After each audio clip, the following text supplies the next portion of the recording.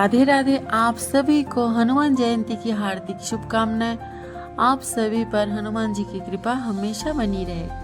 शास्त्रों के अनुसार चैत्र मास की पूर्णिमा की तिथि पर हनुमान जी का जन्म हुआ था। इसी कारण से चैत्र मास की पूर्णिमा को हनुमान जयंती के रूप में भी मनाया जाता है। भक्त उनकी पूजा सभी अर्चना मनोकामनाओं करते की हैं। पूर्ति के लिए उस और भक्त की सभी सारी बाधा मनोवांछा विघ्न पूर्ण हो और जाती है। संकट को हनुमान जयंती 2 अप्रैल 2026 को मनाई जाती है।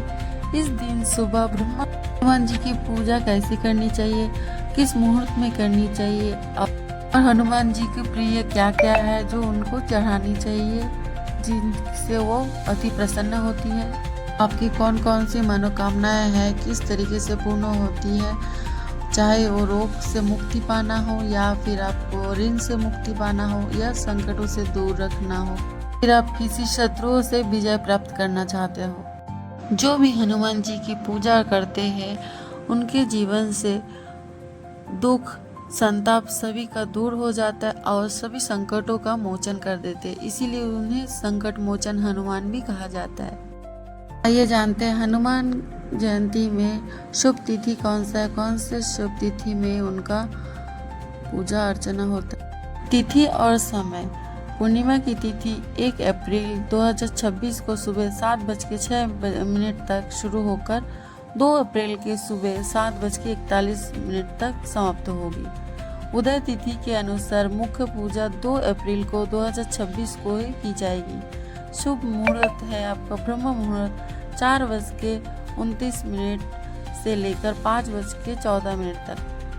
हनुमान जयंती का पूजा का जो श्रेष्ठ मुहूर्त है वो सुबह के 6:10 से सुबह 7:42 तक है और शाम को 6:39 से रात्रि के 8:06 तक रहेगा।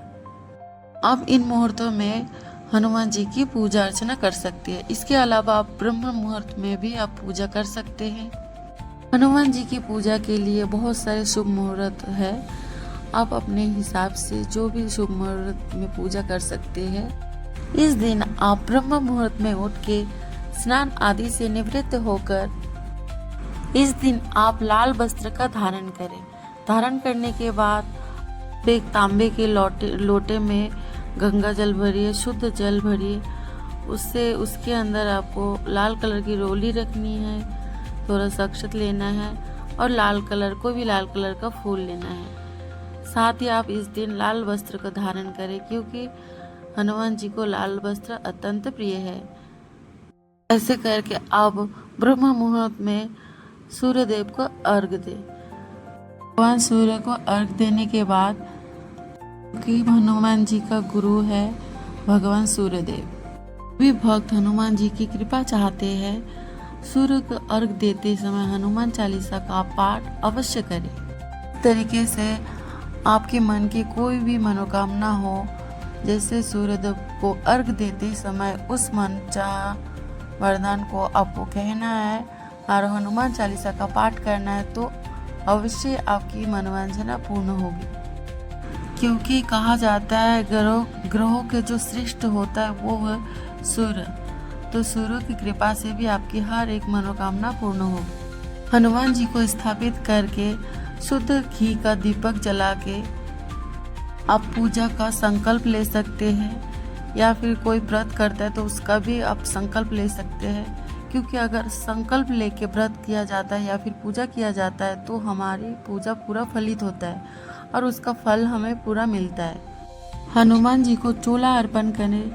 हनुमान जी को चमेली के तेल में सिंदूर मिलाकर चूल्हा चढ़ाए और पैर से सिर की ओर ले। पूजा सामग्री में गंगा जल छिड़के, जनेऊ, चंदन, अक्षत, लाल फूल और फलों की माला अर्पित करें। भोग में हनुमान जी को बूंदी के लड्डू, गुड़, चना, पान का बेड़ा और फल अर्पित करें। दीपक में आप चमेली के तेल में या गाय की घी का दीपक जलाएं। के तेल में जो सिंदूर मिलाकर आप चूल्हा चढ़ाएंगे, उस सिंदूर से आप अपने मस्तक पे टीका भी लगा सकते हैं। लगाने से आपके मन में नकारात्मक जो विचार है वो कभी नहीं आएंगे और ना ही ये सब नकारात्मक होगी आपके साथ। और इस तिलक से, जैसे सिंदूर से, चमेली के तेल में जो सिंदूर है, इससे आप दरवाजे के दोनों साइड से स्वस्तिक बना सकते हैं, जिसके कारण आपके घर में नकारात्मकता का प्रवेश नहीं होगा। हनुमान जी को लाल रंग अत्यंत प्रिय है, तो आप लाल रंग के फूलों से माला अर्पित कर सकते हैं, जिससे आपकी हर एक मनोकामना पूर्ण होती है। आपके जीवन की हर एक मनोकामना पूर्ण हो सकती है, चाहे वो धन की प्राप्ति हो, संतान की प्राप्ति हो या संकटों से मुक्ति पाना हो, शत्रुओं से। हनुमान जी को भोग में पंचामृत अर्पित करें। पंचामृत बनते आपके घी, दूध, दही, मिश्री और घी से। इसमें आप 2 तुलसी पत्ता डालें या फिर ज़्यादा भी डाल सकते, और उस तुलसी पत्ता को हनुमान जी की भोग में अर्पित करें और अपनी जो मनोवांछा है उसको आप बोलें। इस प्रकार से आपकी हर एक मनोवांछा पूर्ण होगी। हनुमान जी को मोतीचूर की लड्डू अत्यंत प्रिय है। कहते हैं कि अगर आप मोतीचूर के लड्डू अर्पित करते हैं तो आपकी कई जन्मों का पाप नष्ट हो जाता है। इसके बाद आपको मंत्र का जाप करना है। हनुमान चालीसा पाठ करना है, बजरंग बाण या फिर सुंदरकांड का पाठ करें।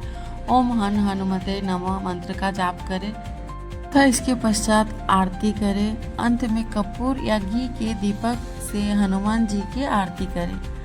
क्षमा प्रार्थना करें। पूजा में हुई किसी भी गलती के लिए क्षमा मांगे और आशीर्वाद लें। विशेष रूप से ये उपाय आप कर सकते हैं आर्थिक लाभ के लिए। कर्ज मुक्ति, चमेली के तेल का दीपक जलाकर 11 बार हनुमान चालीसा का पाठ करें। भोग में हनुमान जी को तुलसी के पत्ते माला के रूप में अर्पण करना बहुत शुभ माना जाता है। इस दिन स्वास्तिक भोजन करें, ब्रह्मचर्य का पालन करें और मांस मदिरा से दूर रहें।